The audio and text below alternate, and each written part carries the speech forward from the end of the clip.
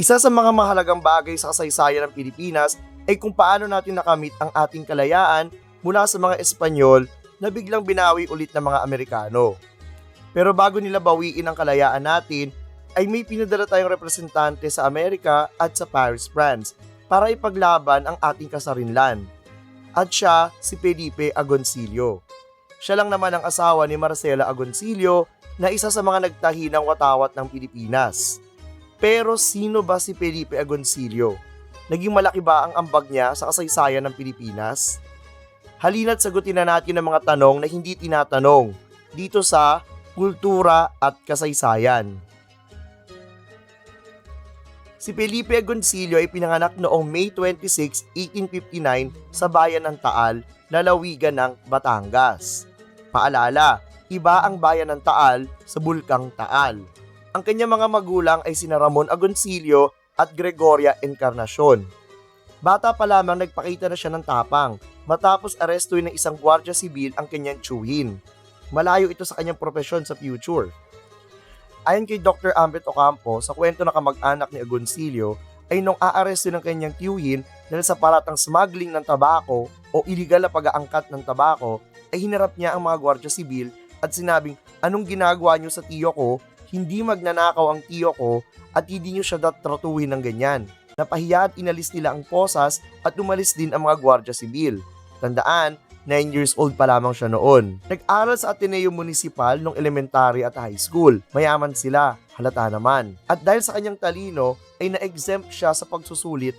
Ngunit sa araw ng pagsusulit ay sinabing na kailangan pa rin niyang mag-exam. Binigyan siya ng papel at isinulat ang mga salitang El Padre Rector es injusto o sa Tagalog, hindi makatarungan si Padre Rector. Ipinatawag siya sa opisina ng superior at pinalo. Ngunit kinagat niya ang pare at hindi niya tinantanan hanggang naawat siya. Kinabukasan, kinausap ang kanyang ama na tatanggalin si Felipe sa Ateneo kung hindi siya magpapaumanhin sa kanyang ginawa. Ngunit sinabi ng kanyang ama ay, "Hindi ko hayaan ay pagpatuloy ng anak ko ang kanyang pag-aaral sa isang institusyon na wala na siyang tiwala." Noong taong 1875, nakakuha siya ng Bachelor of Arts sa Colegio de San Juan de Letran. Nakapagtapos naman siya ng abogasya sa Universidad ng Santo Tomas sa Intramuros. At bumalik sa Taal, sa labas ng kanyang opisina ay nakasulat ng katagang libreng serbisyong pambatas sa mga mahihirap anumang oras. Naging piskal siya ng lalawigan ng Batangas sa mga taong 1885 hanggang 1890 at 1894 at naging advisory council ng Gobernador General noong taong 1894 din. May kwento ang kanyang pamangkin na si Maria Agoncillo Aguinaldo na iniwasan doon ni Felipe Agoncillo ang isang kasal kung saan nagpanggap siya na may sakit upang pakasalan niya yung tunay niyang mahal sa buhay na si Marcela Mariño, na kalaunan ay magiging Marcela Agoncillo. At magkakaroon sila ng 5 anak. Inakusahan siya bilang pilibustero o rebelde ng pura paroko ng bayan ng Taal na si Julian Diaz at ipinag-utos naman ni Gobernador General Ramon Blanco na ipatapon si Agoncillo sa pulo ng Siasi, sa Sulu. Nalaman ng maaga ito ni Felipe bago magkabisa ang utos, kung kaya agad niyang nilisan ang Batangas. Nakatakas siya matapos makatanggap ng isang telegrama na naglalaman ng Cafe en Baja Fueras Existencias. The price of coffee falls, no stocks. Hindi lang siya ang nakatanggap niyan, bagkus may 5 pa na ipapatapon dapat sa iba't ibang bahagi ng Mindanao. Nang magkabisa ang utos, ay wala na sila sa mga tahanan nila. Si Felipe Agoncillo naman ay nanatili sa 34 Calle Magallanes, Manila, at sinabing minamatyagan ng mga espiya. Sinugod ng mga gwardiya sibil veterana ang bahay ni Telesforo Chuidian, at sinabi ng katiwala na wala na si Felipe Agoncillo sa pamamahay nila. Pero ayon sa kwento, si Agoncillo mismo ang katiwala at nag-disguise lang. Matapos ito ay lumipat siya sa isang Antonio Alpon. Sinasabing si Antonio Alpon ang nagkalat ng telegrama sa bayan ng Taal at sinasabing gumastos siya ng higit 10,000 piso para roon. April 14, 1896, sumakay siya sa isang Japanese mail steamer na ang pangalan ay Hiyorime at nakarating sa Japan. Kalaunan lumipat siya sa Hong Kong at nakasama ang kanyang pamilya. Sa Hong Kong lumikom siya ng pera upang makatulong sa revolusyon sa Pilipinas.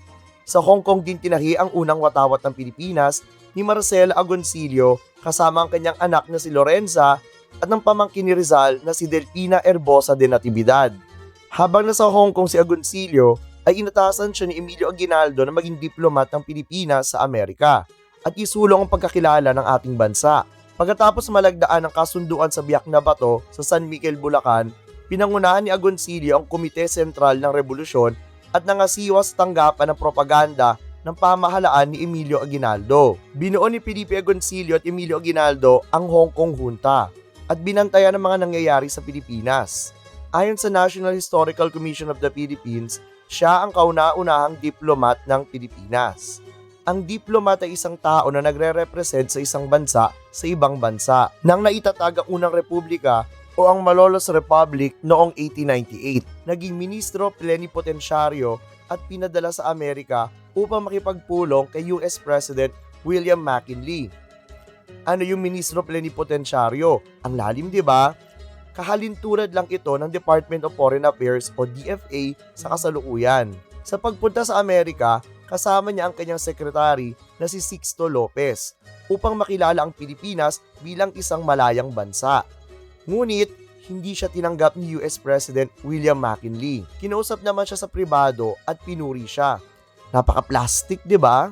Kung maraming Pilipino ang tulad ng kanilang kinatawan, wala nang magiging tanong pa tungkol sa kanilang karapatan na mamahal sa kanilang sarili. December 10, 1898, naganap ang Treaty of Paris at nagtapos na ang Spanish-American War. Nakuha ng Amerika sa Espanya ang Cuba, Puerto Rico at Guam, habang nabili naman ang Pilipinas sa halagang $20 million. Hindi siya masyado binigyan ng gaanong pansin habang nagaganap ang pag-uusap na yan. 2 araw matapos mapirmahan ang 1898 Treaty of Paris, bumalik siya sa Amerika upang harangin ang kasunduan at naghain ng protesta sa Senado ng Amerika ukol dito na pinamagatang Memorial to the Senate noong January 30, 1899. Sinabi niya rito na walang karapatan ng Amerika sa Pilipinas at sa mga tao nito. Tapang, no? Sana may mga ganyang tao pa rin sa ngayon, no? Ibinenta ni Marcela Agoncillo ang kanyang mga alahas upang matustusan ang misyon ng kanyang asawa. February 6, 1899, ipinagtibay ng Amerika ang 1898 Treaty of Paris at naging epektibo noong April 11, 1899. Noong panahon ng mga Amerikano, ipinagpatuloy niya ang pagiging abogado at nakapasa sa bar exams na may 100% passing rate. At hanggang ngayon, hindi pa rin ito napapantayan. 1907, nahalal siya bilang kinatawan ng Batangas sa Asamblea Pilipina. At naglingkod siya bilang Secretary of the Interior noong panahon ni Gobernador General Leonard Wood at ipinaglaban niya ang Pilipinisasyon ng civil service. Namatay si Felipe Agoncillo noong September 29, 1941 sa Maynila sa dating Manila Sanitarium and Hospital sa 707 Calle Vermont na ngayon ay Julio Nakpil Street, habang ang kanyang asawa naman na si Marcela Agoncillo ay namatay noong May 30, 1946. Una siyang inilibing sa sementeryo ng La Loma bago inilipat sa Santuario del Santo Cristo sa San Juan City. Ginawa namang museo ang bahay ni Marcela Agoncillo sa Taal, Batangas din at tinawag naman itong Museo nila Marcela Mariño at Felipe Agoncillo matapos ito i-donate ng kanilang mga anak sa dating National Historical Institute na kasalukuyan ay NHCP noong July 6, 1980. Sa bahay na ito tumira si Felipe Agoncillo matapos ikasal kay Marcela Mariño. Meron din silang bahay dito sa Maynila sa may MH del Pilar, ngunit hindi ito open para sa mga tao. Ang dating Kalye Colorado sa Maynila ay kasalukuyang Felipe Agoncillo Street or minsan tinatawag lamang itong Agoncillo Street. Makikita natin sa kwento ni Felipe Agoncillo na hindi madali makamit ang kalayaan. Isang malaking hamon ito kung paano natin ito makakamit. At hindi rin madali ipaglaban ang kapayapaan. Ngayon na malaya na tayo sa mga mananakop na dayuhan, malaya ba talaga tayo sa sarili nating bansa? Sana may natutunan tayong aral sa kwento ngayong araw na ito. At magkita ulit sa susunod na video.